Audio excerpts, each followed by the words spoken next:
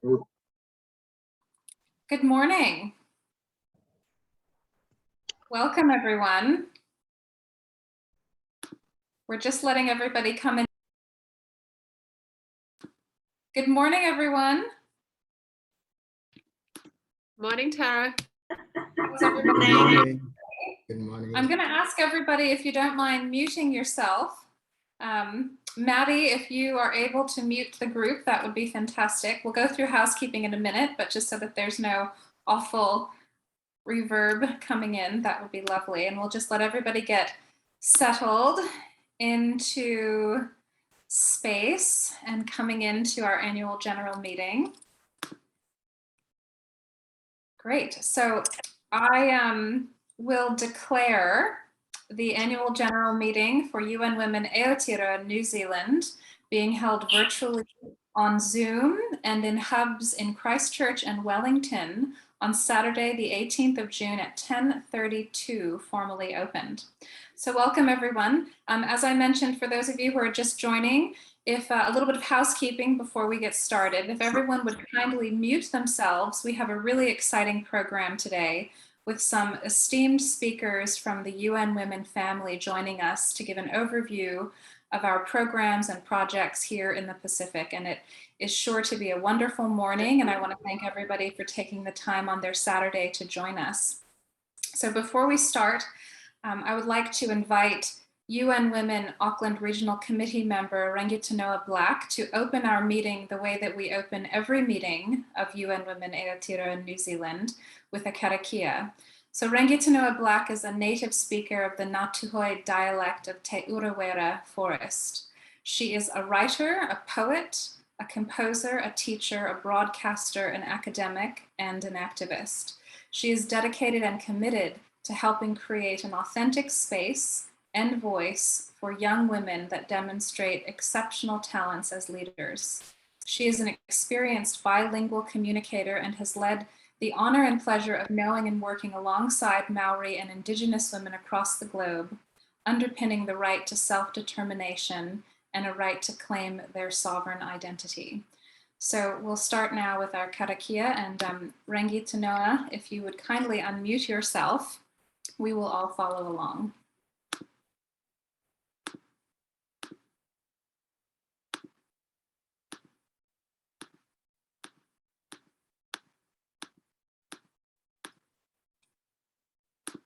Well, it appears that it's possible that Rangitanoa is still entering the room. So in that case, we will go ahead and Maddie, if you don't mind posting the karakia in the chat so that everyone is able to do the karakia together, and then we can have Rangitanoa do a closing prayer at the end of our meeting when she arrives.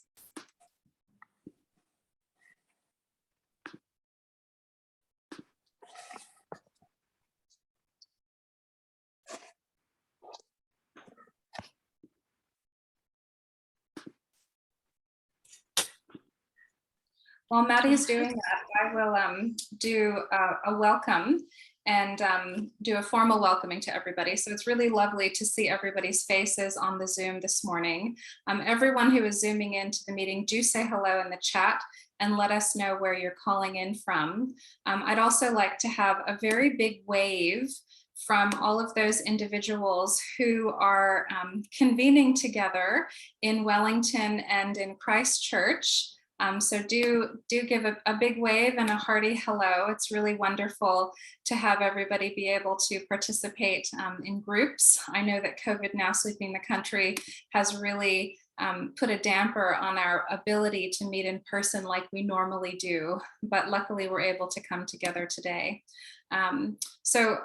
Moving on in the moment, we have a few apologies that I would like to accept. So I will move that apologies be accepted from Marianne Street, Joy Dunsheath, Dorothy Meyer, Liz Brown, Ray Duff, and Jenny Campbell.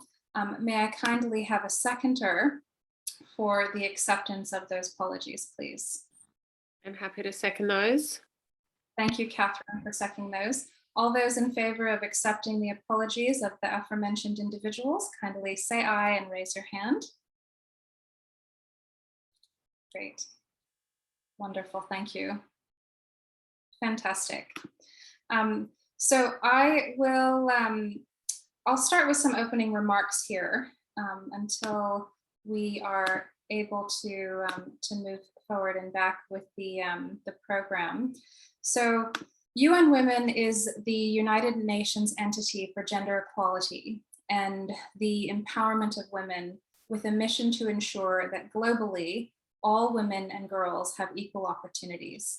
And women's empowerment is about ending violence, responding to women's urgent needs in emergencies, providing training, and supporting women's employment, leadership, and economic development. We, as UN Women, which is headquartered in the United States here in New York, are active in over 100 countries, operating worldwide out of 15 regional and 2 country program offices. There are 3 main frameworks that drive and ground the work that we do, and that is the Beijing Platform for Action and the Beijing +20, the Convention on the Elimination of All Forms of Discrimination Against Women, or CEDAW, which is also known as the Women's Bill of Rights, and of course, the Sustainable Development Goals specific to number 5. Here in New Zealand, UN Women Aotearoa New Zealand is UN Women's partner on the ground here in New Zealand, and we are one of 13 national committees spread out globally who contribute to and support the mission of UN Women. Our role here is to mobilize women's empowerment efforts through raising awareness and fundraising towards UN Women's programs and policies in our neighboring Pacific countries. I'm thrilled to share that our keynote speakers today will give us a special insight and presentation of UN Women's programs in the Pacific. We have the representative in the Papua New Guinea office and our deputy representative from the Fiji multi-country office that will be speaking to us today. We're absolutely thrilled to hear from them. For all of those who have questions, the format will go as follows. I will introduce each of our speakers. They will have approximately 15 or so minutes to share. They have put together some fabulous programs and presentations to detail the work and really give us a wonderful insight. And this is one of the great opportunities that we have here to offer to our members and our communities to be able to share the insights that are very difficult to get elsewhere. If you have any questions for our esteemed speakers, if you would kindly please put them in the chat, we will endeavor to get to those questions at the end. I will begin right now with our first guest speaker, Themba Kalua. So Themba is coming to us from the Papua New Guinea office. And he became the UN Women representative in Papua New Guinea in June of 2021. So welcome to the role. We are one of the first to be hearing an update from him and the plans that he has for his new post. He came from the UN Development Coordination Office, or the DCO, in the Regional Office for Africa, where he was the Senior Development Coordination Advisor and Practice Leader for the Leave No One Behind, or the LNOB. He also worked with gender equality and human rights and played a key role in setting up their regional office. Themba previously worked for the UN Women as the deputy representative in charge of program and operations in South Africa multi-country office, covering Botswana, Eswatini, Lesotho, Namibia, South Africa, and the liaison to the South African development community from 2015 to 2019. In 2019, he worked as a UN System Coordination Advisor at the UN Women headquarters in New York, where he coordinated UN Women's engagement in the repositioning of the UN development system and supported UN CTs globally in their implementation of the Gender Equality Scorecard. Themba has worked with several UN agencies in different capacities, including UNEP, UNDP, WFP, and UN Resident Coordinator's Office in Malawi. Themba holds an executive MBA from the University of Cape Town, a Master's of Science degree in Strategic Management from the University of Derby, and a Bachelor of Science degree in Environmental Science and Technology, also from the University of Malawi. Thank you so much for being here with us today, Themba. We are so thrilled to hear from you, and I will turn the floor over to you now. Thank you, Tara. Good morning, everyone. Thank you, Tara, for that kind introduction. It's a real honor and privilege to join you this morning. Greetings from Port Moresby in Papua New Guinea. Forgive my voice, I'm just recovering from a cough, but I hope you can hear me. And before I start and share my presentation, I just really want to thank you for the work that you're doing as one of the national committees that are supporting UN Women's agenda. It's the work that you do is really, really important, because the more we mobilize and make noise and advocate for gender equality and women empowerment, the better. So we really, really appreciate, and I know that I'm not only speaking from UN Women Papua New Guinea's perspective, but a perspective that all of us in the organization share.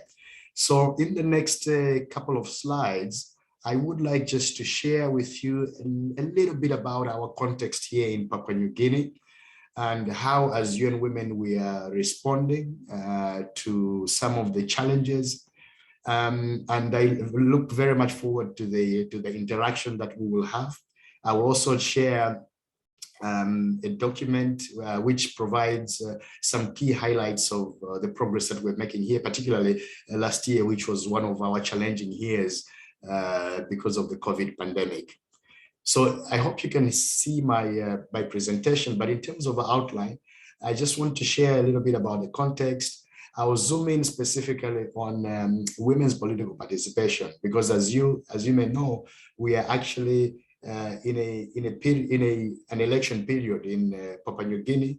The campaign is ongoing. The country will be going to vote at the beginning of next month, and we are expecting results sometime at the end of July, beginning of August. So I just want to zoom in, to use the opportunity, given the period that we're in, to zoom in specifically on women's political participation. I will share with you the priority areas that we're focusing on in Papua New Guinea, both current but also going forward. Some of the achievements that we have made here in Papua New Guinea, the lessons learned, and then lastly I'll end with some opportunities for support and collaboration, given your role as a national committee. So in terms of the context here in Papua New Guinea, this is one of the countries that is really being left behind when it comes to gender equality and women empowerment. According to the UNDP's Gender Equality Index of 2021, PNG is ranked 161 out of 162 countries, so at the very, very bottom. In the parliament that has just been dissolved now, there was no single woman parliamentarian out of 111 parliamentarians. No female cabinet minister. 60% of the women report to have experienced some form of violence, and this is double the global average. When it comes to the economy, women are very excluded in the economy. They're mostly at the informal sector level, operating in the informal economy. If you look at all the workers in the informal economy, women make up 75% of the workers in the informal economy. And they have a meaningful contribution to the GDP.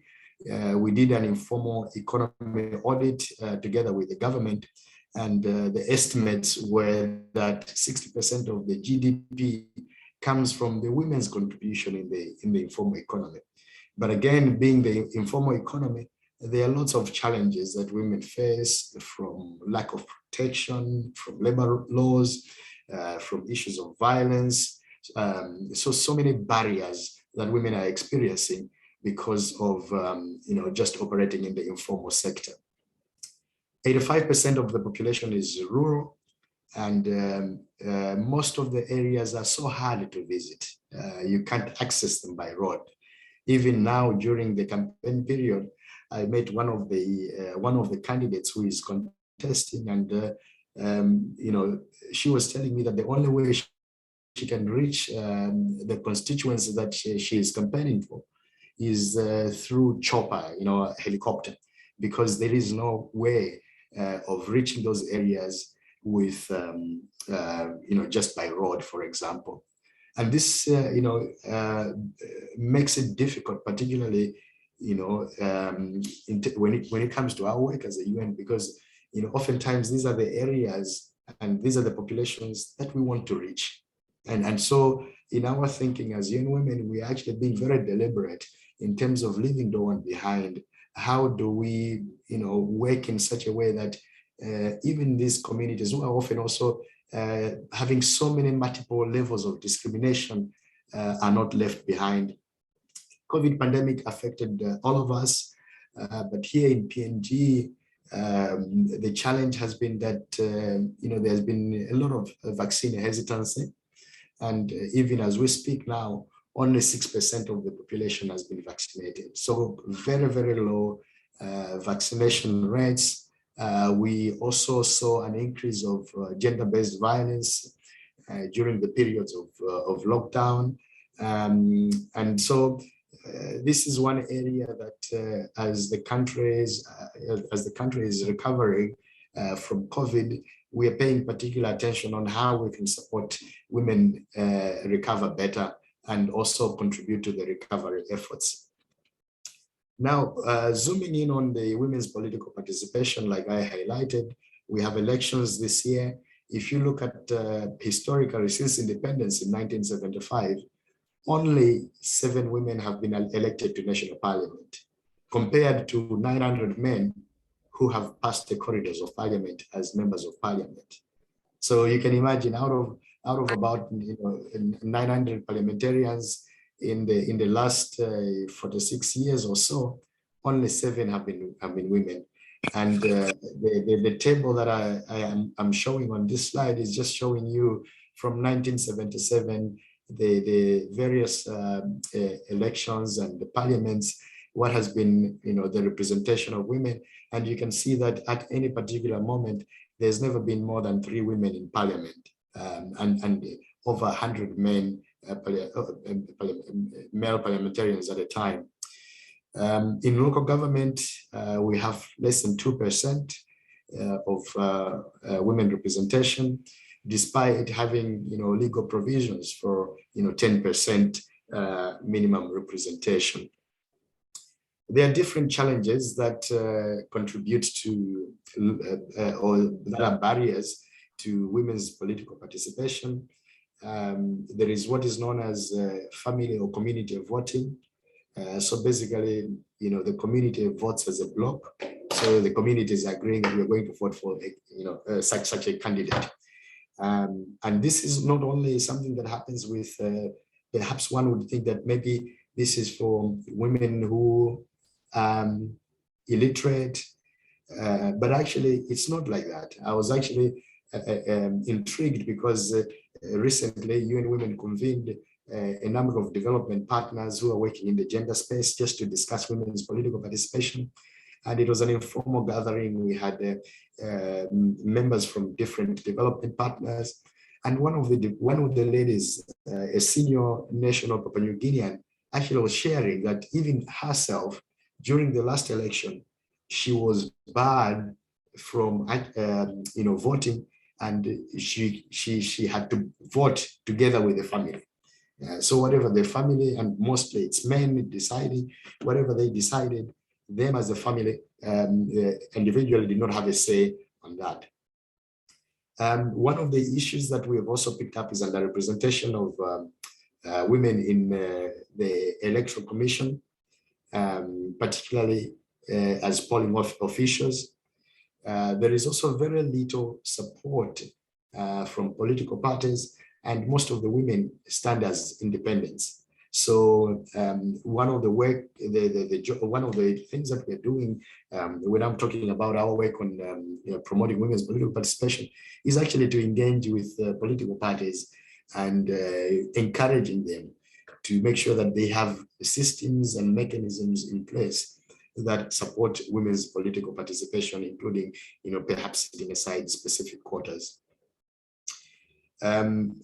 Female candidates face verbal threats, harassments, and violence, as you know, and the cultural and traditional practices in PNG restrict women's participation in the politics, because the role of women is seen as just being at home, supporting to raise kids, taking care of the home, but also where violence happens, there are very weak referral pathways for reporting electoral violence. This table is just giving you a summary, an overview of the number of candidates, female candidates that are contesting versus male candidates in the 2022 elections. So overall, we have 201 female candidates out of compared to 3,416 male candidates that are contesting. These figures are, the reason I put an asterisk there is that these figures are still being confirmed by the Electoral Commission, but currently these are the figures that we have been given. So you can still see that there is very low women's participation in this current elections. Now, going to briefly talking about our work, the priority areas in Papua New Guinea for UN Women. Given the context that I shared with you, one of the priority areas that we're working on is ending violence against women. And specifically here, as UN Women, we are mainly focusing on developing the capacities of local civil society organizations. Because of the nature of the country and the challenges in reach, there are so many areas where we go as UN Women. I was visiting one of the regions recently, and I was meeting communities that are telling me that they've never seen any government service. So in these areas, it's usually the church and local CSOs that come in and fill in the gap that ordinarily in other countries it would be government's role. So given that insight, UN Women is paying particular attention to the capacity development of civil society, coordination of civil society, strengthening the community referral pathways and accountability, particularly working with safe houses, again, that are usually acting like first responders and providing much needed support to survivors. We are focusing a lot on prevention, and here looking at working with men and boys in particular, but also looking at many other key influential stakeholders. As you know, PNG, most of the population, over 90% of the population, classify themselves as Christians. So the church plays a very important role, not only in supporting and complementing government's efforts in development, but also as service providers, and it's one of the trusted institutions in the country. And one of the things that we are also engaged in as part of our ending violence against women portfolio is looking at law review and policy formulation. So one of the things that we're actually doing at the moment is supporting the Constitutional and Law Reform Commission in developing a human rights defenders bill. Going to the second priority area is governance and participation in public life. And this is where our main primary focus is on women's political participation, again, given the context that I shared in the on the last slide. And here we are doing a lot of advocacy on temporary special measures for having reserved seats for women. There was a lot of advocacy last year that we did on this together with a coalition of members of parliament, but unfortunately it did not go through. There is now a will or a plan from the government to try to accelerate this in the next government, when the next government is formed. One of our successes has been the establishment of the Political Leadership Academy for Women. This is the first of its kind here, and the idea is to develop a pipeline or a cadre of women leaders, particularly coming from the local level, at subnational level.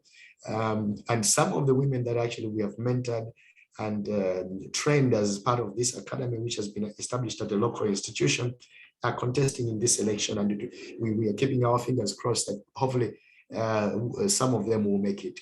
We're also focusing on developing young women's leadership capacity, and part of our governance work, we are supporting the government in reviewing the gender policy, and in doing so, making sure that there is a strong focus on women's leadership. One of the things that we're focusing on as part of our portfolio on leadership is around learning exchanges, and like for instance, we have a community of practice that we establish so that we share lessons and experiences on leadership amongst both practitioners and women who are aspiring as to run for office, and some who are playing different leadership roles currently, either in private sector or civil society or in government. The third and perhaps last priority area is on women's economic empowerment.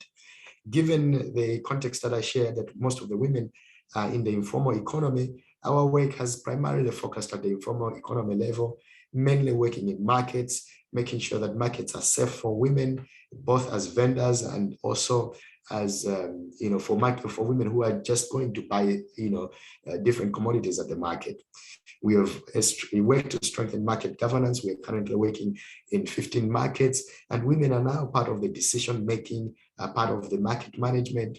As part of this work, we are also enhancing women's access to finance, working with the private sector in particular, and we've got a partnership with UN Capital Development Fund, specifically on how to enhance women's access to finance. And part of the work that we're doing on women's economic empowerment is to support the government with the informal sector policy review. This is at an advanced stage. And we are also not only reviewing the policy, but helping the government to think about how exactly are they going to implement the policy, what are some of the priority areas that they can look at that are catalytic to help operationalize the policy, so that it's not just a policy that is good, but it just gathers dust on shelves.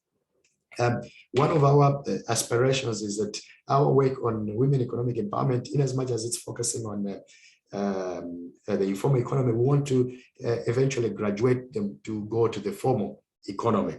As part of our portfolio, we are also focusing on women's peace and security. There are specifically two areas, the Highlands and the Bougainville, where we are working with women as peace builders, as mediators at the community level. But we are also actively engaged in humanitarian action, particularly in protection. UN Women chairs the protection cluster in PNG, which has membership from the UN, development partners, international NGOs, civil society, etc., etc. So this is a summary, an overview of our portfolio. As we look to the future, we are actually in the process of developing our strategy for the next 5 years, which we call strategic note. We are exploring, work around climate change, given the context here and the vulnerability to climate change. So the view there is to really enhance women's engagement in climate change. We have seen that a lot of the policies and plans and strategies are being developed without women. Last year, it was interesting to see that during the COP, for instance, the delegation that went to the COP, it was all male.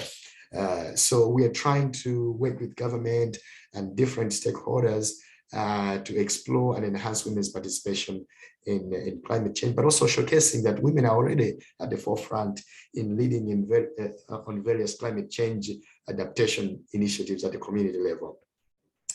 I won't go through this list, but these are some examples of the achievements that we made last year around empowering women who in the economy. We also engaged in leveraging the different programs in raising awareness around COVID. There was a lot of misinformation. We're doing a lot of work, like I said, in capacitating CSOs. And through the work that we're doing under EVA, we actually reached 5,000 women who were supported through the various safe houses that we're supporting. I will not go into detail. What I'll do is I have shared with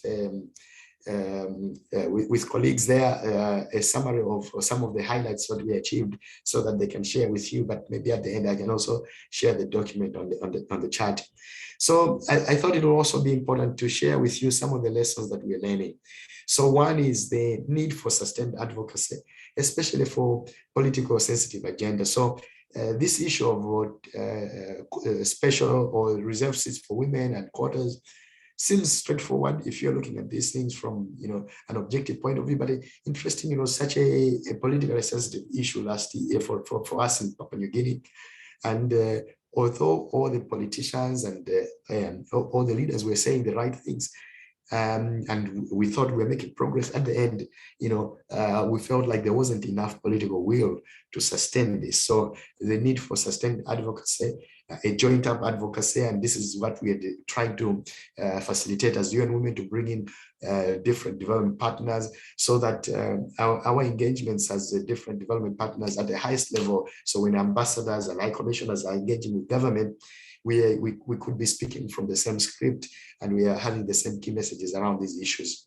The second lesson is, given the nature of the context and the fact that most of the power in PNG is in the hands of men, either because of cultural reasons and different other reasons where most of the leadership positions are held by men, it's so important to engage them as allies. And we have seen last year, we successfully worked with a coalition of members of parliament who were all men, given that the parliament is 100% male. But these men have been so instrumental in passing legislation, in fighting, in coming up with a special parliamentary committee on gender-based violence, which did various inquiries and has made different recommendations to the government. And as a result of this work, for the first time in the history, the government of Papua New Guinea actually allocated a substantive amount of resources to the Department of Community Development, which is the main government ministry responsible for women's affairs, to combat and fight gender-based violence. The third lesson that I want to highlight is the importance of getting to the root causes. Sometimes it's easy in development work just to scratch the surface because it's easy to report. You can just report on the number of people that have been trained or things that are concrete. But a lot of the issues are difficult and take time, and so they need to understand what are the root causes, as opposed to just looking at the things that you can easily observe and see. Fourth lesson is really around building multi-stakeholder partnerships, and so I'll not elaborate more. Perhaps if there are questions I can elaborate during the discussion. But given that a lot of the changes that we're trying to make take long term, it's important for us to make long-term investments and investments that are sustained. And this is my last slide, and I was just trying to reflect what are some of the areas for possible collaboration, for possible support from yourselves. So one is the issue of high-level advocacy, particularly in this situation where we are in transition. When we have the new government, how do we leverage the opportunity that we have of having national committee like yourselves to actually continue to make a lot of noise around gender equality, so that it remains a priority on the political agenda, particularly this issue of women's political participation. I think the second area that I was highlighting here is really around experience sharing, and even just looking at this committee, there is a lot of experience. So how do we bring that sort of experience and find opportunities for you to share with women of Papua New Guinea. We can look at, for instance, the Political Leadership Academy that I was sharing with you. And New Zealand itself as a whole, beyond the committee, there is a lot of experience that on gender equality and women's leadership. One of the stories that is always inspiring people here in Papua New Guinea and in other places that I was working in before I came here is your own Prime Minister in New Zealand. And I think as part of this is also the importance of leveraging indigenous knowledge. So when we are developing our programs, like now we're developing our next strategy, we are not only developing this in our, we're not developing this in our conference room here, but mostly we are going out to the communities, even the communities that I was saying that are so difficult to reach, to actually hear from them, to understand what are the problems and what solutions could work for them, instead of us, designing interventions on our own, thinking that they would work for different stakeholders. But so the importance of engaging the indigenous communities in finding solutions for their own problems. And the last area there is, of course, as per your mandate as a committee, is just your support in resource mobilization. And we are quite grateful as UN Women Papua New Guinea, because New Zealand is an important donor of UN Women Papua New Guinea country office. We have a great relationship with the High Commission here. The High Commissioner himself is a great supporter of UN Women and is a promoter of gender equality. And we are in the process of discussing funding at a strategic level, where New Zealand is not only funding specific projects, but we're trying to elevate to fund at the strategic level, because that is what will give us an opportunity to invest in long-term things that we think will actually make a difference. It provides us a flexibility to invest in areas where we see that have the most need and perhaps are most catalytic. So let me stop there. And again, thank you so much for this opportunity, and looking forward to having a dialogue with you, and also learning some insights and the comments and suggestions that you may have on the work that we're doing here.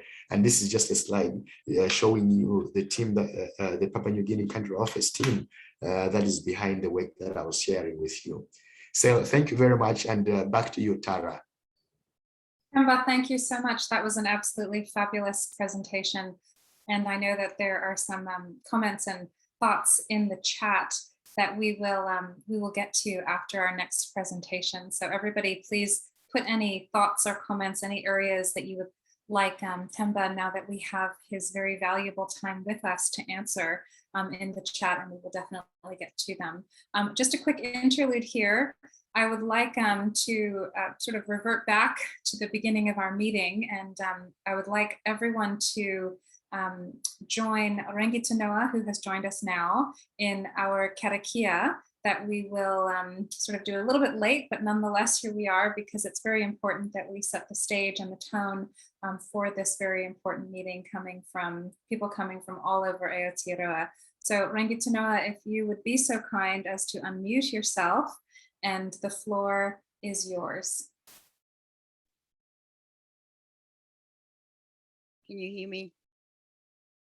Yep, we can hear you great.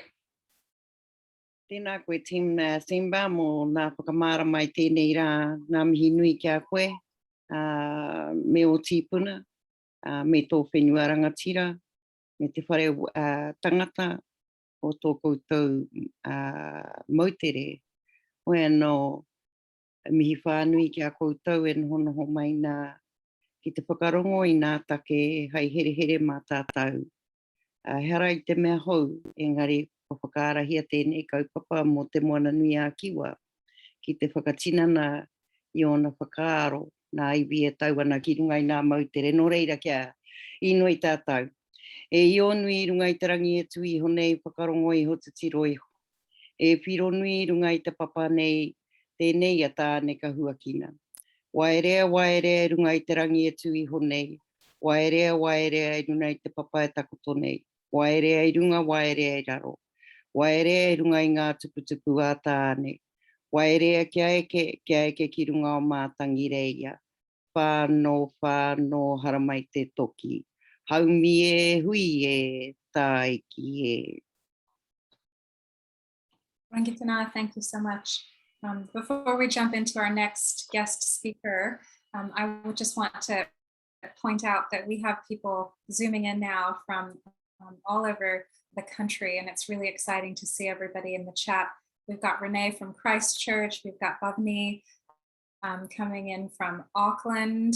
We have our chair of our Auckland Regional Committee, Katie Wilkinson, at the airport. We've got Laura Cranston calling in from Upper Hutt, representing the New Zealand Defence Force lead for WPS integration, and all across the board. So please say hello in the chat. And like I said, if there's any specific questions for Themba, put those in there. But without any further ado, I am absolutely thrilled to share with you our next guest speaker. And Melissa Stutsel has been the Deputy Representative for the UN Women Fiji Multi-Country Office since January of 2020. Melissa's work in gender development has included positions as the counselor responsible for the gender equality at the Australian High Commission, the Solomon Islands, the director of the gender equality section in the Australian Department of Foreign Affairs, and the advisor on ending violence against women for the Australian Aid Program. Melissa was the chair and co-chair of the OECD Development Assistance Committee Network on Gender Equality from the years 2012 to 2014. In Australia, in the Office for the UN, for Women and Sex Discrimination in the unit of the Australian Human Rights Commission. She has a master's degree in Gender Development Studies, Public Policy, and Women's Studies, as well as a bachelor's degree in commerce. Melissa, it is an absolute pleasure to have you here with us today. Thank you for taking the time to be with us and to share about the work that you have been leading at the Fiji Multi-Country Office and around the Pacific. The floor is yours. Thanks, Tara. Lovely to be here with you all. Thank you so much for the invite. I must say, following Themba, that's a hard act to follow, but I'll give it a go. So just bear with me while I share my screen. So hoping you can all see that clearly. So as Tara's mentioned, I'm joining you from the Fiji Multi-Country Office. I've got a lot of information on my slides, but I have shared the slides with Madison, so I'm not going to go into them in full detail. We wanted to give you the information, but just really sort of touch on some of the issues here. So I know you're all very familiar with the Pacific. Our office covers 14 countries in the Pacific, very similar to the situation in Papua New Guinea.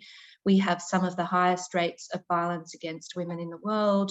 We have some of the lowest rates of women in leadership positions in the world. Women are overrepresented in the informal economy with limited access to sexual and reproductive health. This is a map of where our office works. So we work across the 14 countries, but we have staff in 6 countries, and these focus areas, which I'll go into more in a moment, are based in 6 particular countries.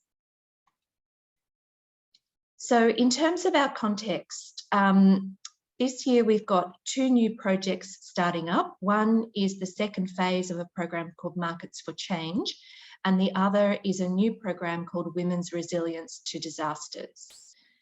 We're also very focused on working across our triple mandate, so the normative, coordination and program work. And the other significant thing for us this year is that the UN in the Pacific is developing its next cooperation framework. So that's a 5-year framework that covers all of the UN agencies' work in the Pacific, and UN Women is contributing to that to ensure that it considers the issues for women in the Pacific and ways that the UN can promote gender equality. In terms of our focus areas, so we have 4 programmatic areas in addition to the coordination and normative work. So those are ending violence against women and girls, where we work on a regional basis in Fiji, Kiribati, Samoa, Solomon Islands, Vanuatu and Tonga. The second is women's economic empowerment, and particularly our Markets for Change project, which works in Fiji, Samoa, Solomon Islands and Vanuatu. Work on women's political empowerment and leadership, which works in Samoa and Solomon Islands. Gender and humanitarian action, which is regional and in Fiji, Samoa, Solomon Islands, Tonga and Vanuatu. And our new Women's Resilience to Disasters program, which is in Fiji, Kiribati, Vanuatu, and to be extended to Solomon Islands. So just to go into some of those in a little bit more detail. So the violence work is largely through a program called Pacific Partnership to End Violence Against Women and Girls. And on the screen, you can see the huge range of work that the program is doing. It focuses on both prevention of violence against women as well as access to essential services. And the New Zealand government is one of the donors that supports this program, together with the Australian government and the EU. And I know that you're quite interested in the work that you're doing in New Zealand around sport. And this program is actually, I know that they've had a number of discussions with the executive committee there, are doing work around sport. This includes working with Oceania Rugby and the Oceania Football Confederation, particularly around sensitisation and talanoa, or talking sessions with sports stakeholders to try to build their understanding about women's participation in sport, but also to draw links with issues around violence against women and girls, both within sport and more broadly across the community. The other component of this program that works with sport is in Tonga, where they're working through the Talitha project on women's participation in sport. And they're doing work to try and increase women's participation. So, for example, have very successfully increased the number of women referees for those sports matches, and also drawing the broader links to trying to prevent violence against women. The other program that we have on ending violence against women is the Spotlight Initiative, which is a global program between the EU and a range of UN agencies, of which one is UN Women. So in this, we're working with civil society, particularly to strengthen their voice and advocacy, and also doing some work on the costs of violence to communities and gender responsive budgeting. Moving to the humanitarian action area. So similar to Papua New Guinea, we are the chair of the protection cluster for the Pacific. And that cluster basically, when there's a disaster, it gets activated to support particularly vulnerable groups and to ensure their inclusion. So that can include groups such as people with disability, LGBTIQ, and women who are in vulnerable situations, to make sure that in the humanitarian response, that those people who might be less visible or have greater needs are also supported. And we do a range of work as well on preparing those protection clusters at the national level across the Pacific, in addition to chairing the regional protection cluster. We also have a number of grants through the Women, Peace and Humanitarian Fund. So those are grants to NGOs, CSOs at the country level to really build up the response on women's peace and humanitarian issues. Our new program that I mentioned, Women's Resilience to Disasters. So it has started this year, and it's really trying to move the focus to before the disaster happens. So we know we have a large number of disasters in the Pacific every year. It's one of the most disaster-prone areas. We get, at the moment, 3 to 6 cyclones each cyclone season affecting the Pacific, and I know they affect New Zealand as well. And this is really looking at what we can do to make sure communities and women are better prepared and more resilient, rather than trying to respond once the disasters happened. So it's a really exciting new program, and UN Women hopes to expand this globally to other areas as well. The next program I wanted to mention was our Markets for Change project. And it has very many similarities with the program that Themba mentioned in Papua New Guinea. And in fact, we're talking about some possible joint opportunities next week, I think, with his deputy Caroline. So this program works to support market vendors. It works to build up the Market Vendor Association so that the women have a collective voice. It works with the market management and council as the duty bearers to take into account the issues and concerns of women. It provides training to the women around financial literacy, access to financial services, and it also looks at the market space, both in terms of disaster preparedness and also in terms of small-scale infrastructure improvements. In phase 1 of this project, we did do some large-scale infrastructure, but in the new phase that started this year, we won't be doing large-scale infrastructure. And this is actually a project that the New Zealand National Committee has supported in the past. So with your funding, we were able to rebuild a sanitation block at the market in Honiara, which is a major issue for women. Having access to toilets and running water is a really huge issue in your workplace if you don't have those. And in this marketplace, people were having to go behind the market near the waterfront in public rather than having a toilet. So really your funding to help with this toilet block makes a huge difference to the day-to-day lives of women and girls. We also are working on women's political empowerment and leadership. We only have funding actually to work on this at a country level in Samoa and Solomon Islands, but it is a major issue across the Pacific. In Samoa, it's a Women in Leaderships in Samoa project, and we're designing the next phase of that project. It's working on women's leadership at all levels, so from the community level right through to women in politics, jointly with UNDP. In Solomon Islands, we have just finished a project that was about bringing women's voices into the policy debate. So there was a piece of legislation developed there around the use of natural resources and particularly land, and it was rejected by Parliament because it hadn't been consulted on enough.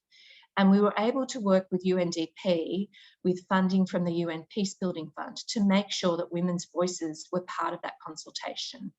So we went into communities and held a pre-consultation with the women so that then they could join the community consultation that was run by UNDP to make sure that they had a strong position to put forward in those meetings. And we also worked with the Ministry of Women to collect up the issues that they'd raised across the community consultations to prepare a submission to the government on issues that should be incorporated in that piece of legislation. So really working from the grassroots to take those voices to the national level.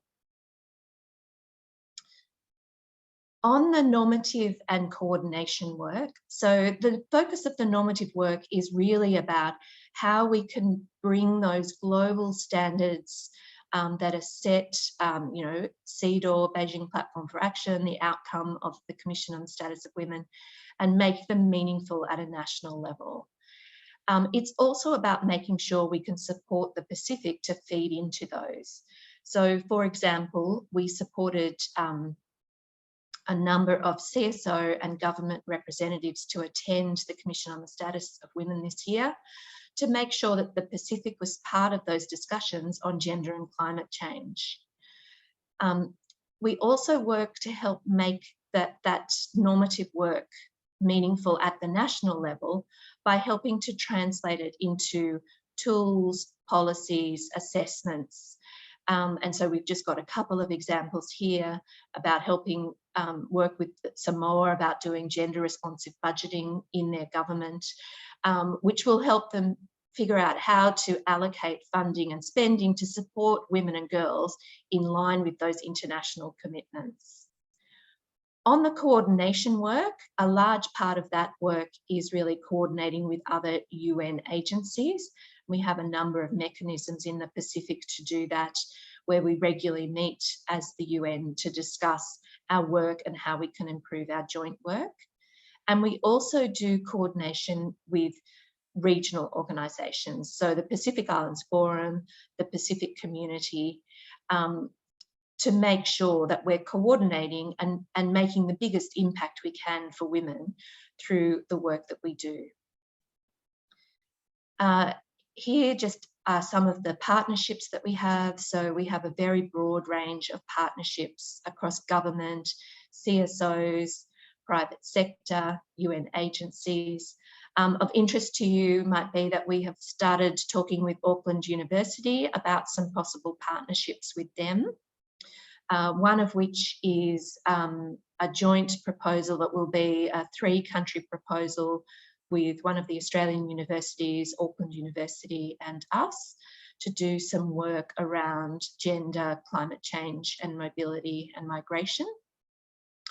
And another is seeing if we can do some work with some of the Auckland University students in the Markets for Change project on developing some knowledge products. These are the donors that support our work. So the New Zealand government, as I've said, is supporting a range of our work on violence against women in Markets for Change. And they've actually also supported the Fiji country gender assessment, which is doing a detailed analysis of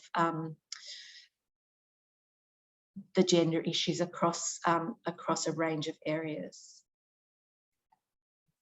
And that's it for me. So thanks very much. As I said, I had a lot of information, so I'm very happy to take any questions, and I'm hoping the presentation will be shared with you as well. Thank you.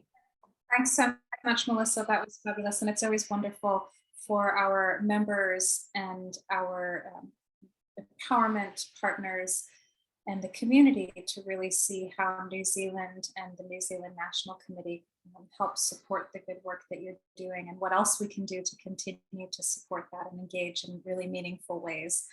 So right now, we are running a little bit short on time because we've had such fabulous presentations, but I did want to encourage a little bit more dialogue in the chat with both Melissa and Themba. It looks like we have some individuals talking about how the importance of involving our male and boys in the eradication of the root of issues around gender-based violence is something that's quite resonating with people. And of course, we know that this is central to the UN Women He for She campaign, and there's also some local organizations here, particularly noting in the chat the Manatane and the Man Up programs. And so I'm wondering if we can have a little bit more of a discussion about the importance of that, Themba, that you see, and also Melissa, and we can have about 5 minutes. The other thing that seems to be resonating with the group as far as question goes is really leveraging the Indigenous knowledge. And as you know, this is a key focus area of UN Women Aotearoa New Zealand strategic plan, and having placing an emphasis on the importance of proper engagement around finding various solutions and identifying areas where we really can have a significant impact is quite important. And then of course, Melissa, as you mentioned, around sport being another strategic area. And I noticed here that we have a note from the New Zealand Defence Force is having a defense women's rugby competition to complement the World Cup, and that Fiji and Papua New Guinea have been invited. So we have about 5 minutes now, and Themba and Melissa, if you'd like to respond or elaborate on that or any other areas that you can see, we'd love to hear from you. Right. No, thank you, Tara, and thanks also, Melissa, for that wonderful presentation from our Fiji multi-country office. You can see that there are a lot of similarities, and we're actually talking as the two offices based in this region on sharing our own experiences and approaches more, given that some of the challenges that we are facing are similar, and that we have got also similar programmatic interventions. So it's really great to also hear from Melissa. Now, thanks for the comments that have been put on the chat. Let me start with the one on engaging men and boys. This is so important, because what we have seen is that if we don't do that, then men become a problem to our efforts to promote gender equality. So, for instance, in our work in markets, this work has led to women having more income. So over 50% of the women that we're working with have said that they are seeing an increase. They've seen an increase in their income, and compared to the income that they were earning prior to COVID, because we had specific interventions during the COVID pandemic to try, excuse me, to try to address and cushion them from the COVID pandemic. Now, because of our work in engaging men, we have found that in a few instances, we were getting anecdotal evidence where women are telling us that, because we engaged men in the process, I'm able to make decisions on how to use the money, or we are making the decisions collectively as a family. Previously, there were lots of cases where the woman would make the money, but then it's a man who would take the money and use it or make the decision. So that's just an example of the importance of engaging men. In our work on GBV, when I visited a safe house recently in the Highlands, we were told of men who are now protecting the safe house, because people from other tribes and even men in the village, in the community, are now afraid to come to the safe house. It's like a safe zone, because men, as either husbands or brothers, are now guarding the safe house. So for us, we are seeing that engaging men and boys is actually a very key strategy, because without doing that, then you find that you are empowering women on one hand, but it's having unintended consequences where men are feeling left out and are now expressing that in different ways, including through gender-based violence. So that's on the male engagement, and like some of you pointed out, we did have a he for she campaign, but we're trying to leverage whatever programmatic areas that we have, like in all the areas that I indicated, to say what role can men play in a particular area. So like in our leadership portfolio, we want to promote women's leadership, and currently we only have men in leadership positions. So how do we work with male parliamentarians to promote women's leadership, but also to advocate as men, because we only have male parliamentarians? How do we use the men who are in parliament to actually support women's agenda, to pass gender responsive legislation, and so on and so forth? Now, coming to the issue of indigenous knowledge, I think what we're trying to do in our office in PNG is to try as much as possible to find ways of reaching out and engaging indigenous communities in the locations that we want to work, and get their insights on that will help us understand the problem, and understand the problem together with them, and design solutions together. but hearing from them on what sort of solutions would work. Because in development, sometimes it's easier to sit in a conference room and have a small workshop with just a few people who are based in the capital and do a project document that you will implement in some a community that is far away, without really understanding what the issues are. You may have a consultant who would put it together, but so we're trying to change that approach to actually say, okay, we need to strengthen the way we engage the indigenous community, engage the beneficiaries that we are targeting, and do it from the onset. Start almost like with a blank slate to say, okay, we are here, we want to understand what are the challenges, what are the issues that you, and how are you managing? Because oftentimes the communities have already their own ways of adapting, and asking them questions in terms of, how then can we strengthen your own solutions? How can we enable you to do better?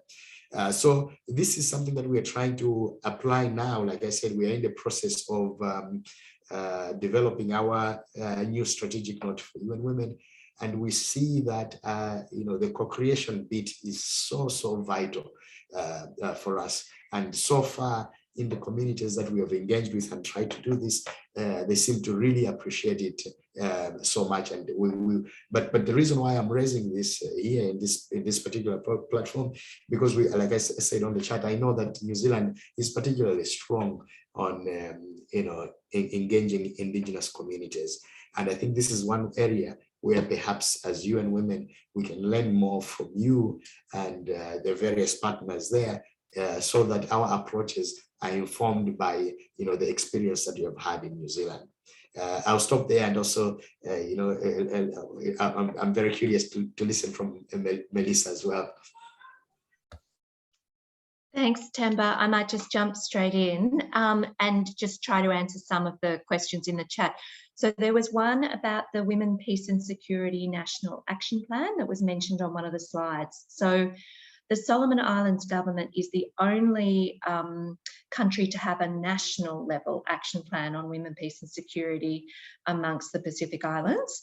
There is a plan, I believe, for Bougainville, but it's not a national plan. So that plan has run its course, and they have approached us to help them with the review of the plan and then developing a new plan. And part of that will be particularly developing a monitoring and evaluation framework for the new plan. So we're in discussions with the Australian government to try to source some funding to be able to do that piece of work. So it hasn't started yet, and those discussions were put on hold during the Australian election. But we're certainly hopeful to take those up again and to be able to provide that technical support to the government in reviewing that national action plan. In terms of work with men, we do a significant amount of work with men across our programs. And so I might just give you some examples. So with the Pacific Partnership to Eliminate Violence Against Women and Girls, it's a major focus of the prevention work. So the prevention work works with religious groups, churches, sports groups, a whole lot of places that are about the broader community and where people come together to be able to work with them to share messages and change behaviours and actions to prevent violence against women. And that is very deliberately a broader focus than just working with women's groups, because we know that to prevent violence, you really need to change behaviour across the community and change men's behaviour. So that is a major focus and a major reason for that focus. But also in the other programs, it's really about how we can create space for women to come together, but then to come together as a broader community. So I did give that example in Solomon Islands about giving space for the women to talk first before they came in together. That's because we know that culturally women would not ordinarily speak out and raise these issues if they just went straight into the forum. Whereas once they've collectively come together and come up with a joint position, they're in a much stronger position to be able to raise those voices. We use the same sort of approach in Samoa with the Women in Leadership project there. So, for example, it works at the village level, and it brings women together, then it brings men together, then it brings them all together. It actually brings different groups. So one of the issues there is that women who have married into the community don't have the same rights as women who were born in the community. And really, it's often the village leaders that have to make decisions about changing local laws or governance systems to allow those things to happen. So it's very much about working with men in those spaces. There was a question on working in schools with boys. And under the Pacific Partnership on Eliminating Violence Against Women and Girls, we work with SPC and PIFs. And SPC in that is doing a lot of work in school around exactly that, around changing attitudes, raising awareness on gender equality. They've actually developed curriculum and are doing training with teachers. So we have split up the work in that program, and they're doing that bit with schools, but very much in consultation with us. In terms of the Regional Action Plan on Women, Peace and Security, I don't have an update. I certainly have talked recently with some of the CSOs and with our Bangkok office about how to re-energise that. I think it's interesting. It's Solomon Islands very directly recognises it has an issue with conflict and peace building, but the other countries don't as much, which is fair enough because they haven't had any recent actual conflict. But when you look at things like the Bowie Declaration that links peace and security with climate change, there is a direct link for the countries. So it is something that we are trying to find a way into to get greater interest amongst governments. Thank you. Melissa and Themba, thank you so much. I know that there's quite a number of questions in the chat and requests to speak, and unfortunately we'll have to hold our questions to the chat because we do have quite a long program today. I want to say a very big thank you, Themba and Melissa, to both of you.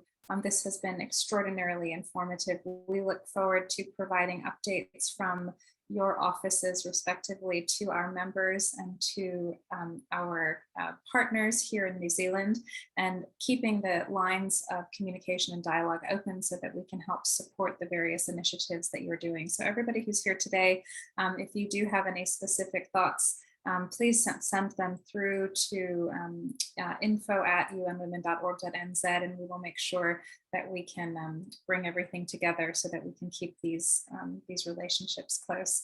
Thank you both, and I hope that you both have a fabulous rest of your weekend, and we'll move on now with the more formal components of our meeting. Now we're going to do some practical aspects and some resolutions that we are very keen to have our members here to participate in. I'm going to sort of zoom through these a little bit quickly because I would really like to have the presentation of the board report, which I think is going to be very informative. So I will move that the minutes of the annual general meeting held on the 29th of May of 2021 be accepted as a true and accurate record. Do I have a seconder for that? Kindly raise your hand or unmute yourself, perhaps would be the easiest. I'll second that, Tara. Thank you. Would you mind stating your name just so that everybody knows who you are? Okay, just come in line bed. Just come in line bed. Just having an earthquake, whānau. Is that Rangitanoa? Is that you that seconded it? Yes, it is. Great, thank you. So now we'll open it up to any discussion. And if there is no discussion, then all those in favor of the minutes of the annual general meeting held on the 29th of May of 2021 being accepted as a true and correct record, please say aye or raise your hand, and our executive director will note the yeas and the ayes. Wonderful, thank you. I'm just getting a note that there was an earthquake, Rangitano. I hope that you're okay. We're okay. Okay, good. I'm so glad to hear that. My goodness. So moving on to our board report. So first, what we will do is we will go through the board report, and we have a variety of our board members as well as our Auckland Regional Committee Chair who will be helping to present on the board report. Once we have presented the board report, I will make a motion for us to accept it. So in 2021, it was a really exciting year. We have a recognition agreement, as I shared with you, and a joint partner plan with UN Women in New York. And part of the prerequisite for the recognition agreement each year is that we prepare a very detailed joint partner plan setting out the objectives for the following 2 years. And this really underpins the work that we do here at UN Women Aotearoa New Zealand. The board will shortly commence the development of our 2023 and 2024 plan. And I will hand it over now to Catherine, our board member, Catherine Vandermillen, to share a little bit about the work that we have completed with our empowerment partners over the past year. Catherine, Thank you, Tara, and please excuse my congestion. This beloved flu is not leaving me for whatever reason it wants to take hold. So thank you everyone for joining us today. UN Women Aotearoa New Zealand extends special thanks to our empowerment partners, ANZ Bank and Trilogy Natural Products, who support us with annual donations. UN Women Aotearoa New Zealand simply cannot do this important work without the ongoing support, and we cannot thank them enough for their generosity. A key focus of UN Women Aotearoa New Zealand for the remainder of 2022 is exploring ways in which we might strengthen our collaborations with ANZ and Trilogy moving forward. ANZ and Trilogy's partnerships with UN Women is a public demonstration of their organisation's passion for gender equality and the empowerment of women. Moving to share a little bit more about our advocacy partners, and certainly something that we are working to extend further on this year.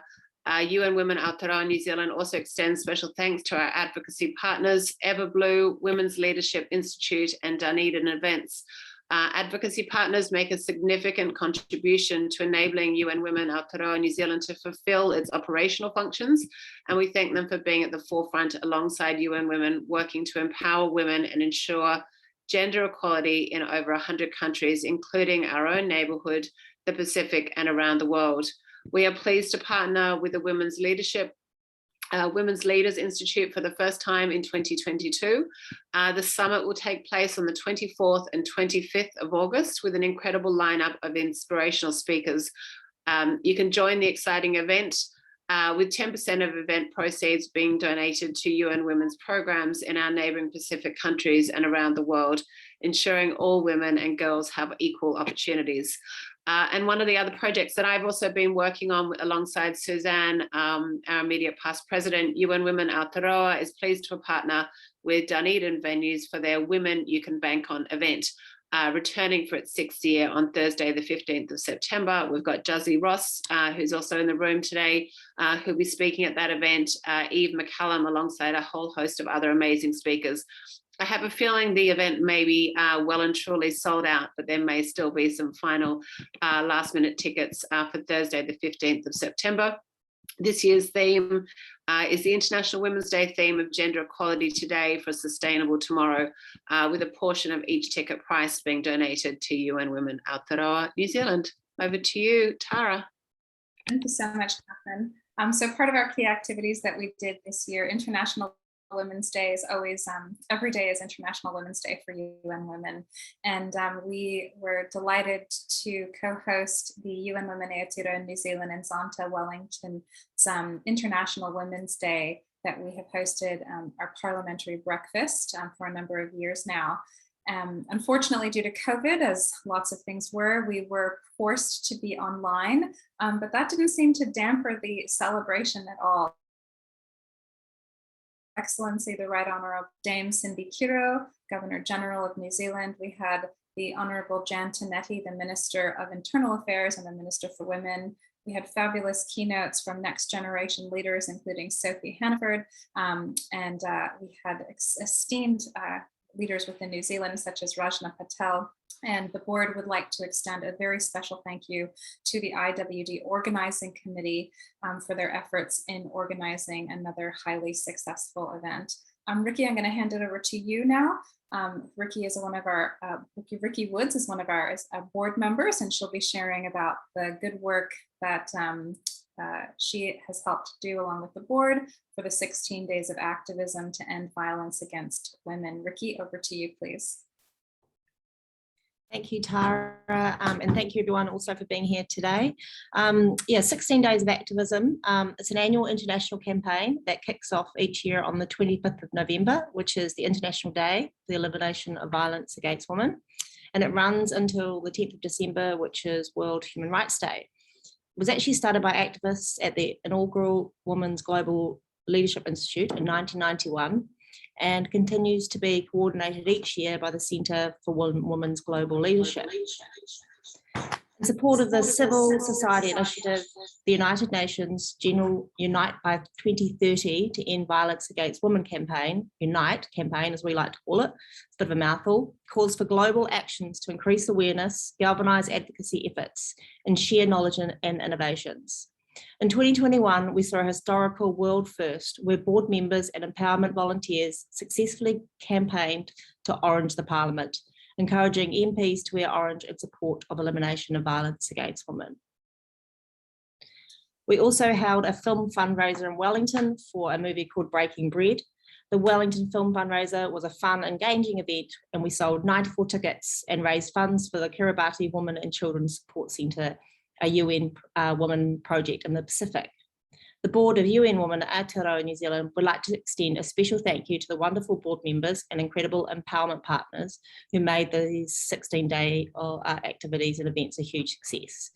I'm not going to mention last names because I don't want to offend anyone, so I'm just going to use first names. Anne, Emily, Karen, Marshid, Maida, Raya, Rebecca, Emma, Zara, and my daughter Laura. Thank you all for participating. Back over to you, Tara.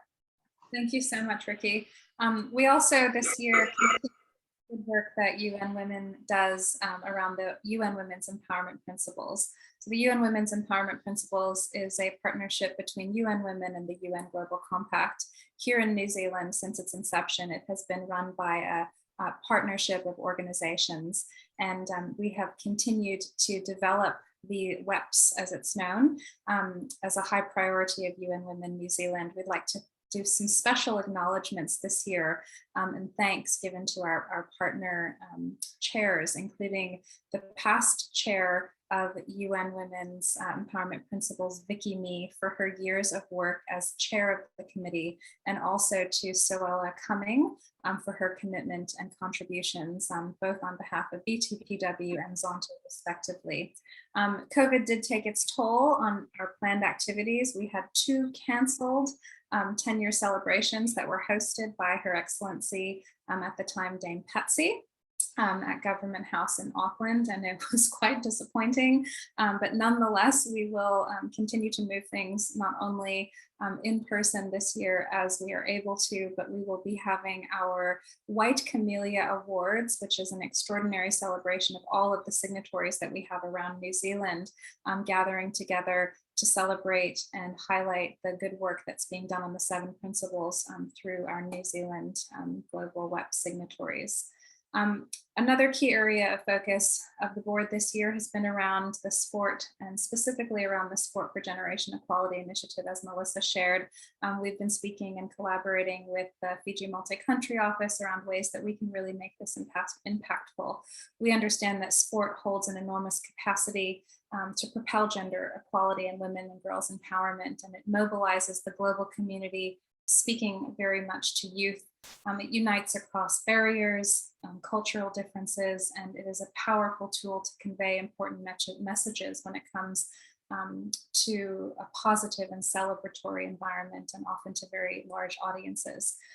Here at UN Women Aotearoa New Zealand, we really aim to create a powerful multi-stakeholder coalition, not only here in New Zealand, but within the region and across the world, with the partnership of UN Women in New York, linking government agencies, United Nations organizations, sport for development and peace organizations, civil society, sport federations, event organizations, leagues, teams, brands, media, sport influencers, etc. And there's some 5 key areas of the Sport for Generation Equality campaign, including the promotion of women's leadership and gender equality and governance models, prevention and response to gender-based violence, which clearly underpins the majority of the work that we're aiming to do here, undertaking to close the gap in investment in women's sport and promote equal economic opportunities for women and girls, promotion of women's equal participation and to provide equal opportunities for girl in sport around physical activity and education. The board and myself would like to extend a special thanks to Colenso, BBDO, and Cassie Roma for their huge efforts in helping to design and put forward the fabulous campaign that we will be launching. Now I'm going to hand it over to our chair of our Auckland Regional Committee, Katie Wilkinson. I do want to say a big thank you also to our acting chair for a portion of this year, Bonnie, who took over the Auckland Regional Committee in Katie's absence. The 2 of you have done a phenomenal job. So Katie, over to you to share a little bit about the wonderful work Auckland has been up to.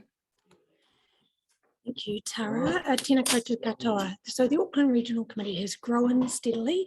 We're a flexible committee of up to 20 members and we meet regularly.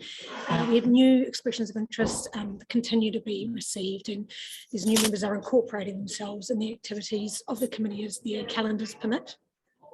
The committee members have been actively involved in the 2021 16 Days of Activism campaign, supporting the 2021 live Zoom event for International Women's Day, volunteering their time to support and participate in the 2021 Women in Leadership Symposium, and have volunteered time and resources to assist with the planning of the 2022 AGM in-person event. It was going to be an in-person event up until Wednesday when COVID came to visit again. The New Zealand government requires you to wear face covering during your flights. It looks like we might have lost Katie. She's so dedicated and she's here.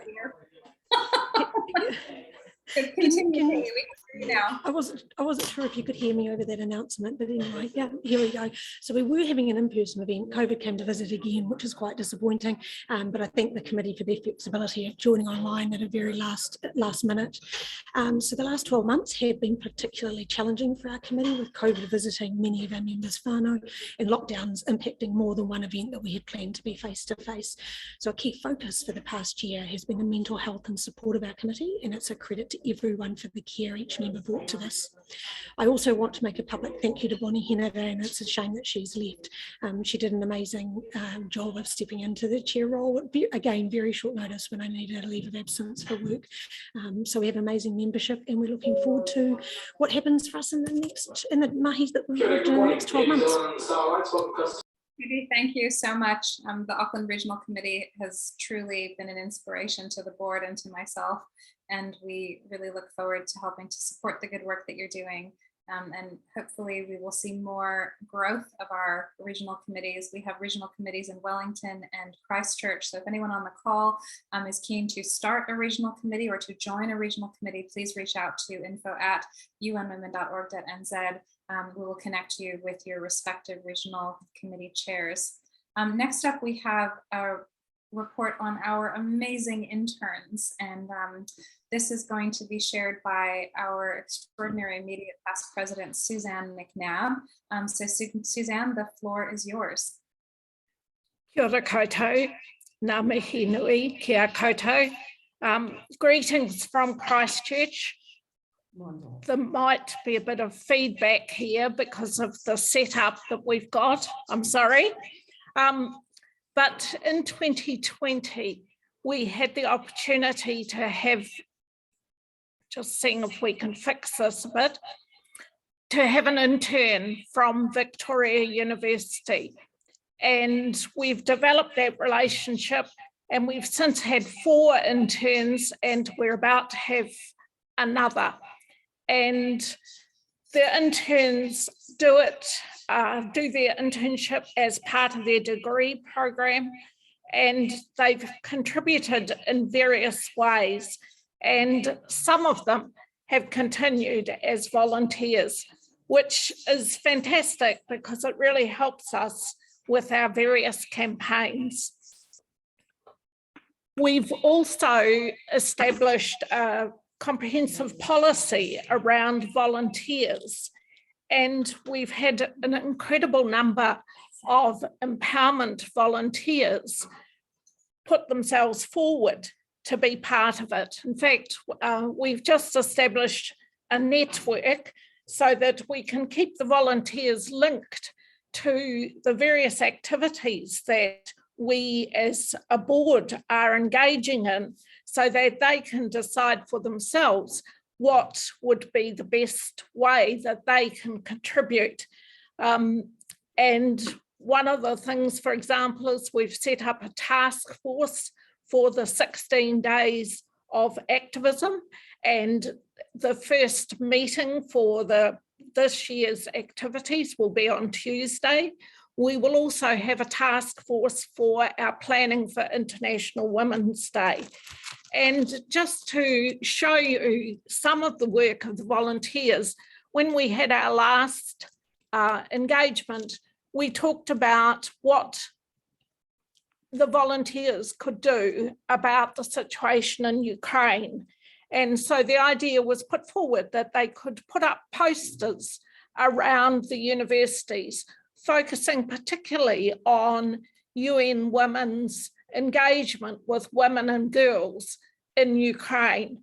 And so a couple of our volunteers, and I am going to name them, seeing such fantastic work we've got, Anne and Sana, together have helped design, I don't know how well you can see it from my... Put it in front of your face. Just pull it back a bit closer to you, Suzanne. Back a bit closer to me. It's the glossy you take. Yes. Anyway, we can see it. Yeah, these posters have got an embedded QR code so that you can simply, when you see the poster, make a donation. Posters are on their way to Auckland and also to Wellington, and I'm being guided by the people sitting alongside me here. They're pushing my arms. But at any rate, those posters are fantastic. And just to give you an anecdote, when I took them to our local Paper Plus, all of the staff said, "This is a lovely poster. Can we put it up in our shop?" So there was a really terrific outcome from the work of the volunteers. So thanks very much for all our volunteers. And I'd like to say a big thank you to Suzanne and Ricky, because they have really been guiding and helping to empower our empowerment volunteers. And if anybody on this call would like to participate as a volunteer, or who knows somebody who would have something to offer or something to gain from being part of our empowerment volunteers, we would love to meet them and have your passion and collaboration in achieving gender equality here in New Zealand. Next up, we have a discussion around fundraising, monthly giving and special fundraising appeals. And I'm going to hand this over to our fundraising extraordinaire on the board, board member Aaron Peacock. Aaron, the floor is yours. Thank you, Tara, and good afternoon, everybody. We have two foundational tactics, if you will, to grow our fundraising, and we have to grow our fundraising if we're going to continue to support the amazing work that has been outlined already by Melissa and Themba.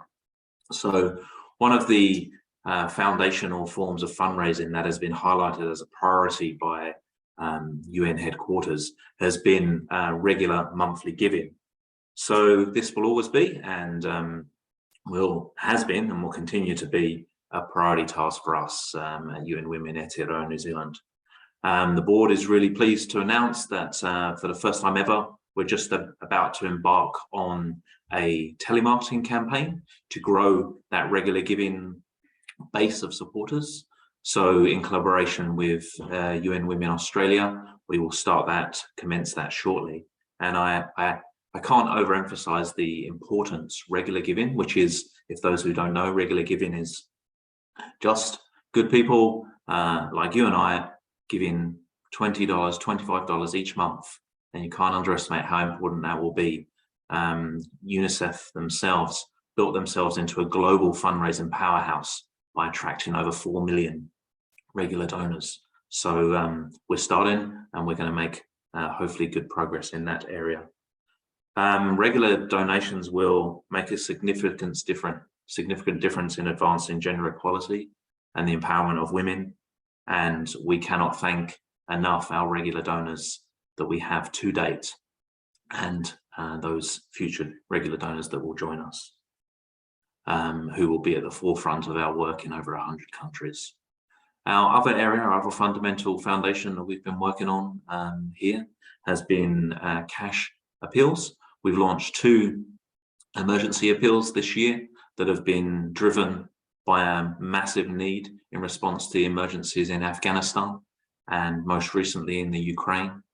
These conflicts are reversing important progress made on gender equality and women's rights. So it's vitally important that we have these appeals out in New Zealand, and our donors have been very generous in response to that. And UN Women Aotearoa and UN Women globally is committed to staying in these countries long after the press and the world's attention has been diverted to something else. UN Women will stay.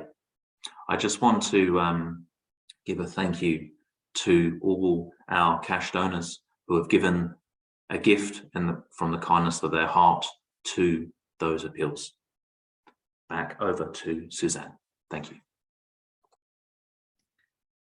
Thanks very much. Conscious step socks. These socks end violence against women. Well, they work towards that. So every pair of socks that you buy, these socks, a donation goes towards the UN Trust Fund to end violence against women. So if you are looking for that conscious gift to give someone, go to our website and purchase a pair of socks, and you will get a nice leaflet that comes with the socks to give to the person. So thank you. That's one of our little projects to also fundraise. Thanks so much, Suzanne. We also implemented something called the In Discussion with webinars this year, and we had our 3rd installment of that just last week, focused on Ukraine. Now, prior to that, we had focused on the Afghan crisis, and we were able to hear from former Prime Minister Helen Clark and the Hazara Afghan Association. And then during the 16 days of activism, we were able to have a really phenomenal dialogue, international dialogue, with international guest speakers, as well as the Maori Women's Refuge, and hearing from our he, for she, or male champions in the white ribbon. So I do encourage you to join our In Discussion with webinars and to participate in the questions, and to really think about how we can open and change the nature of these discussions across New Zealand. Not only are they wonderful opportunities for us to offer to our members these insights and these curated panels, but it's a really wonderful opportunity for us also to help fundraise when it comes to the special fundraising appeals.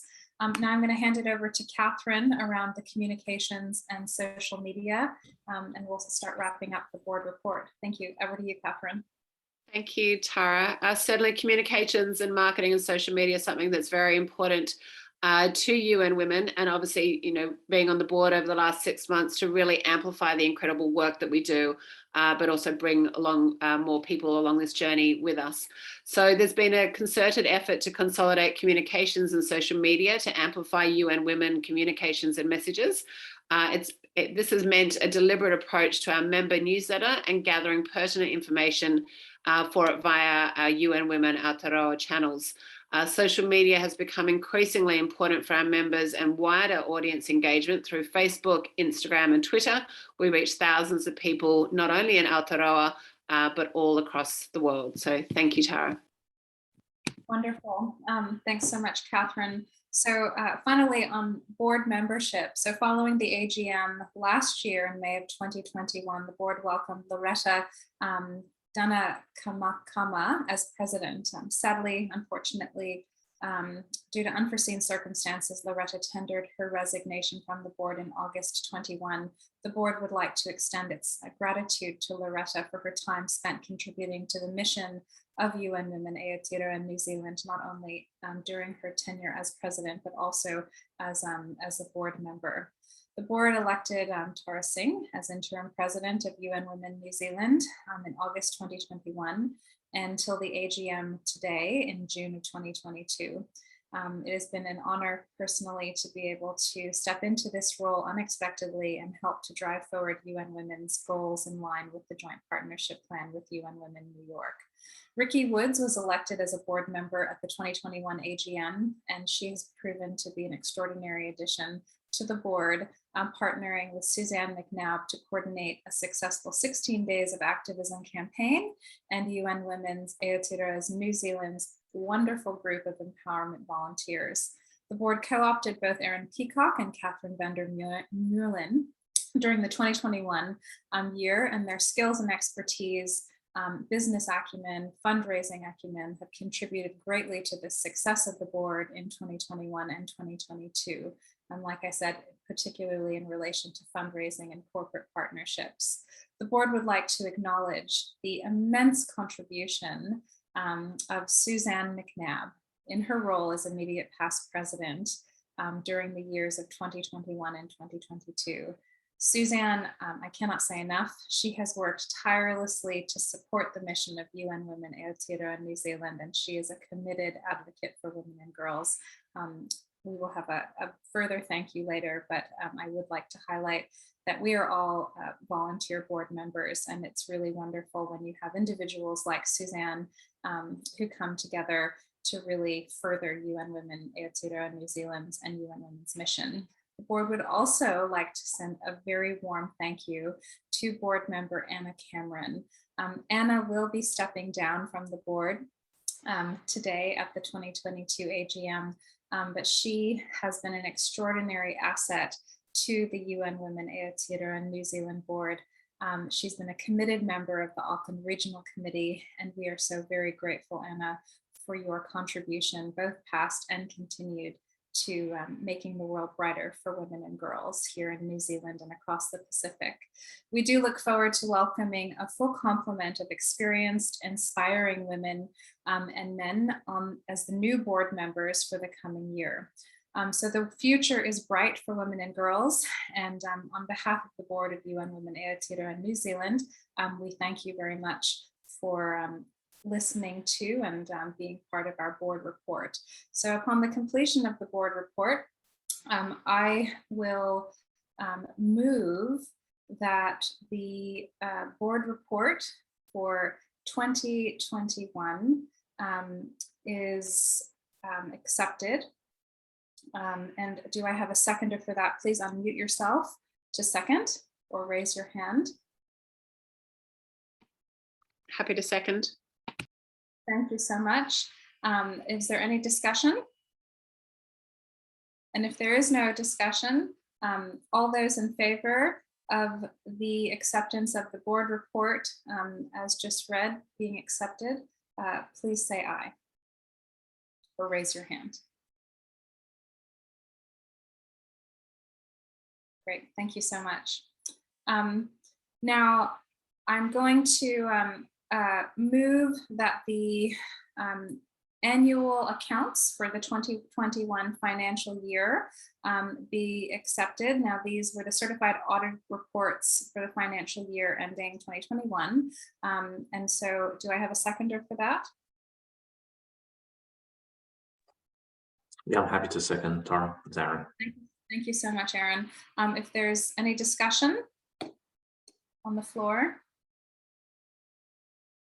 and if there is no discussion, all those in favor of accepting the annual accounts for the 2021 financial year, please say aye or raise your hand.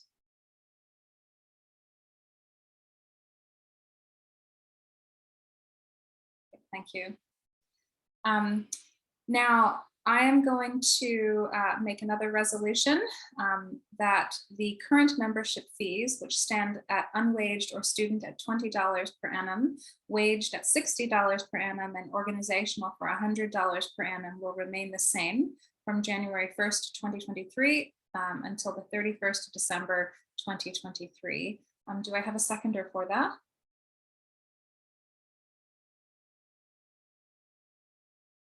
Happy to second, Suzanne. Thank you, Suzanne. Is there any discussion on the floor? And if there is no discussion on the floor, all those in favor of moving that the current membership fees remain the same from the 1st of January 2023 until the 31st of December 2023, please raise your hand or say aye. Wonderful, thank you. I will also move that the board appoints Maura Markham as the auditor and reviewer at their discretion for the review of the 2022 accounts. May I please have a seconder? I'll second. Thank you, Ricky. If there's any discussion on the floor, and if there is no discussion, all those in favor of the board appointing Maura Markham as the auditor and reviewer at their discretion for the review of the 2020 accounts, kindly say aye or raise your hand.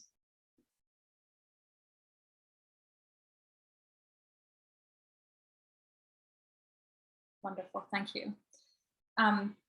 Now, I will hand this over to Suzanne at this point. Suzanne, if you'd like to move or present the next resolution. Thank you very much.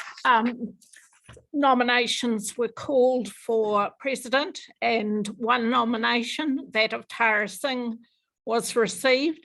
So I move that Tara Singh be declared elected as the president of UN Women Aotearoa New Zealand for a 2-year term following this AGM. And can I have a seconder, please? Absolutely. Second. Thank you, Catherine.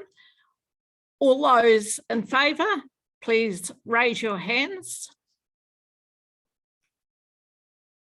Carried, and I can't quite see, but I think that's unanimously. Thank you very much. Back to you, Tara. Thank you so much. So I will now go ahead and read out the motion, but before I do that, I'd like to share the bios of our board members who have been nominated. So for the role of board member, we have Erin Peacock. Erin is an internationally experienced fundraiser who has worked for many years in international development and specifically the cause of protecting children's rights and well-being. He is currently the head of fundraising, marketing, and communications at the Cancer Society. Previous roles include working at the United Nations in Geneva as a global fundraising specialist for UNICEF, head of fundraising at Child Fund New Zealand, head of direct marketing at Oxfam New Zealand, and his passion or obsession is donor experience with charities and how that is fundamental to fundraising and organizational success. Our next nomination for board member is Catherine van der Meulen. Catherine van der Meulen is the founder of Entrepreneurial Women with Purpose, curated to support women across Australia, New Zealand, and the Pacific with education, empowerment, investment, enabling an entrepreneurial mindset, and creating a positive impact. Catherine has spent most of her life immersed in her family fashion business, Supre, before the business was sold and realized it was time to be educated beyond the family learnings. Catherine then spent the next 5 years studying while having children and working full-time, not something that she would highly recommend. It was through her university studies and curiosity that she realized that there was a diverse approach to business where all stakeholders win, especially the environment. Catherine moved to New Zealand in 2019 with her children. She now lives in regional New Zealand to ensure she can balance out her commitments as a mother, businesswoman, and champion for change. We also have Sarwat Tansnem. She has been nominated for the role of board member. She is part of our Auckland Regional Committee, and we are thrilled to have her in this nomination. Sarwat is Oxford born, and she is a recipient of the Archbishop of Canterbury's Hubert Walter Award in Reconciliation and Interfaith internationally. She is a behavioral change expert who has worked with governments at high level in conflict resolution as part of the Coalition of Religious Equality and Inclusive Development, with an emphasis on women and youth in the Middle East, Southeast Asia, and Africa. She is a UK faith and diversity leader, and she sits on several boards, including the UK Cabinet Roundtables for Anti-Hate and Outreach. She also advises government agencies on inclusion and diversity. Sarwat is on the President-elect's Faith and Diversity Advisory for COP26, where she supports and advocates for women and girls in the Global South and Indigenous peoples. Sarwat has been selected as a UNICEF UK COVAX vaccine equity faith supporter, and her work in social cohesion has been recognized by Her Majesty the Queen. We also have Bhavni Doshni, who has been nominated for the role of board member. Bhavni is an entrepreneur and a founder and a CEO with vast managing directorship. She is responsible for working closely with her company's stakeholders and providing advice, recommendations, and information to enable the company to grow while maintaining its regulatory responsibilities.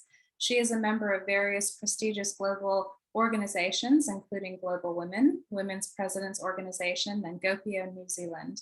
Bhavni has a strong commitment to community development and uses her skills to ensure that the Rainbow Corner Group delivers the best in the early childhood education industry. She is especially proud of her initiative to provide childcare during the Women's Cricket and Rugby World Cups for mothers to help enable women's participation and advancement of sport.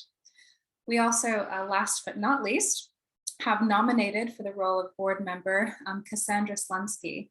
Cassandra is a champion for women's rights in her capacity both as a mother to 4 daughters and as a business owner with a staff of 75% women.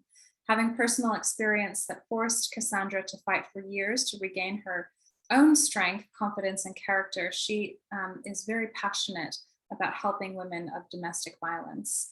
Cassandra cares very deeply about working with young girls and educating them around their rights. 6 years ago, she was a struggling single mother of 3 school-aged children. Today, she is an entrepreneur who has created and operates a multi-million-dollar company, providing a life for her girls that she once thought could never exist. Cassandra is an inspiration to women and mothers everywhere who want to make their lives and the lives of their family and community better.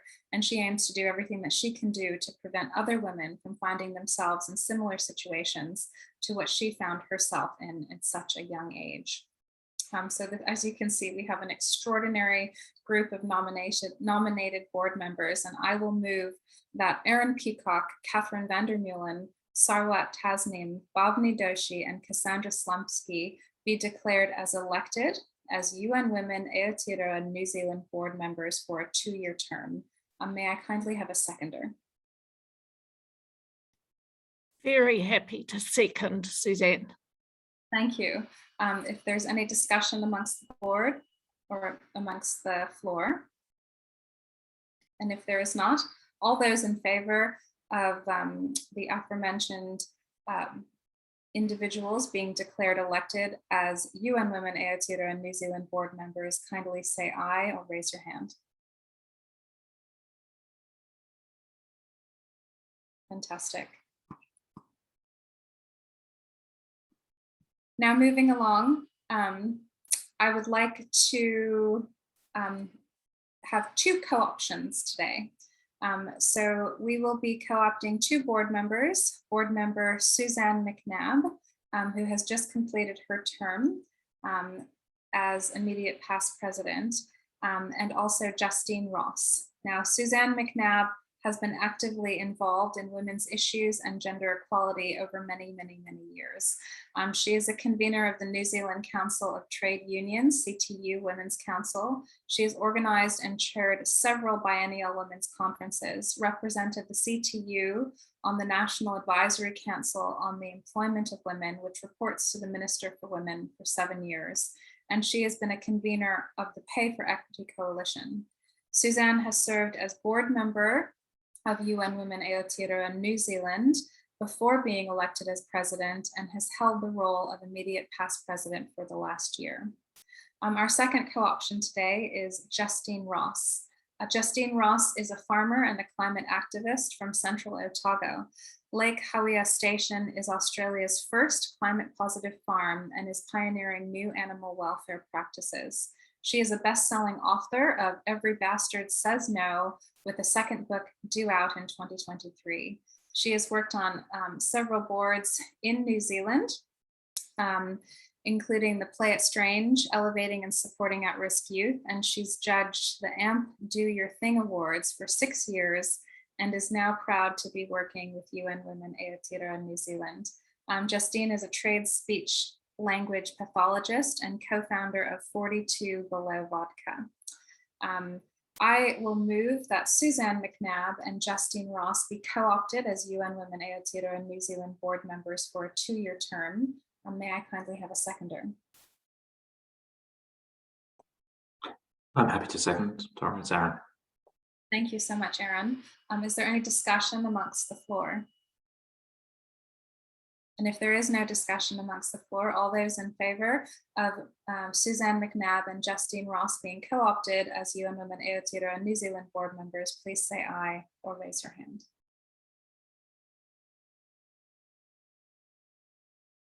Thank you so much.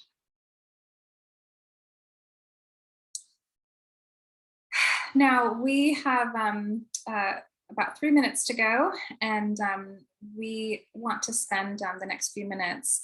I would like to say some thank yous, because we could not do any of the good work that we do at UN Women Aotearoa New Zealand without the time, the heart, the talent, the sweat, the blood, and the tears of all those who have contributed to the work that we do. I would like to thank Suzanne McNabb for her time as president, board member, and now culminating in immediate past president. It is my understanding that Suzanne, you're being presented with something as we speak. Am I just? Oh, thank you. Thanks, Christine. Thank you. There you are, everyone. You can have a little glimpse, that's all. Thank you, Tara.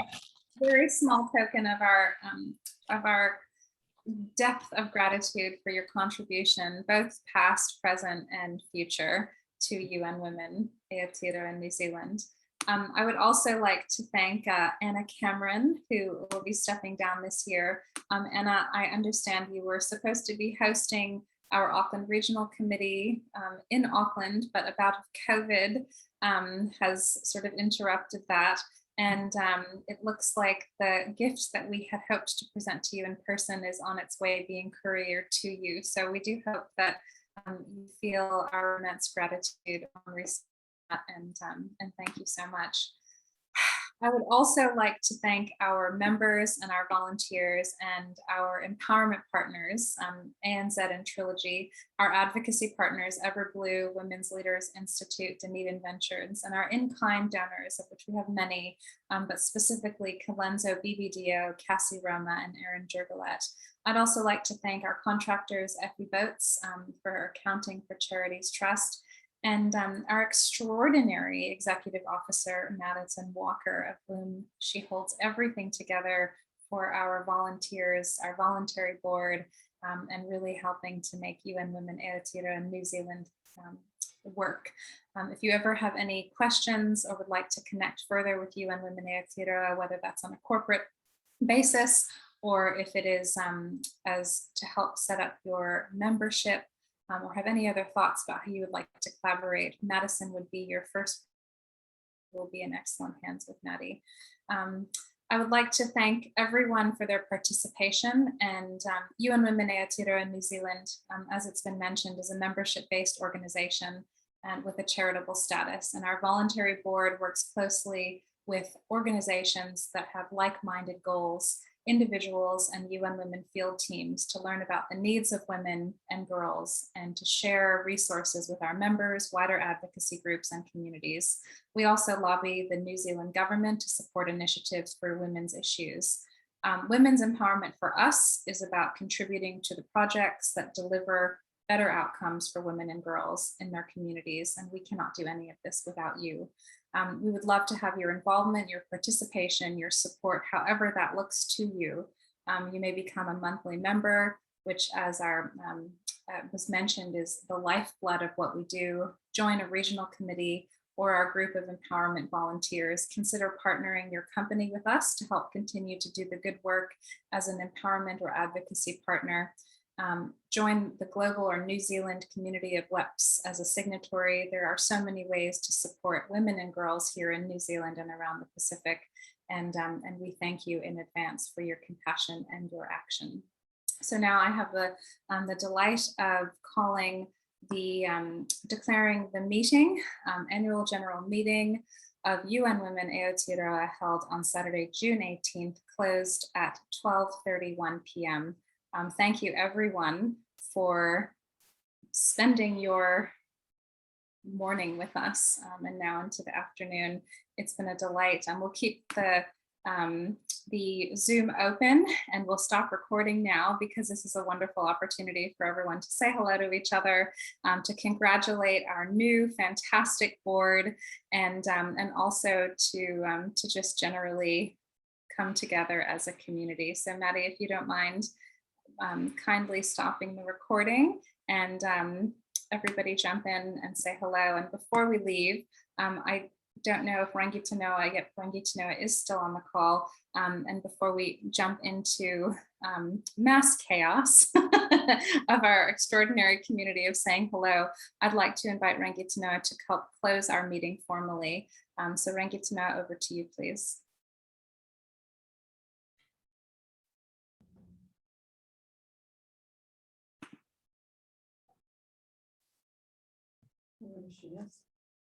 If Rangitanoa is, I know that there was an earthquake, so she might be dealing with that. If someone else would like to jump in and close our meeting, we would be delighted to have that. I'm happy to, Tara, but Rangitanoa just unmuted, so I'm not sure if that means she's... I unmuted her, so it's possible that she's okay. Away. Go okay, ahead. I'm very happy. Thank you. Would you like me? Yep. Me noi tātou. Tū whira ki ranganui, te maua kia papatua nuku, tu awhia, te tupua, te whakatamai nei, hokia te maunga, tapu whakatae, tu honohonoa, te era tangata, era atua, hui e. Kia ora. Thank you. Great.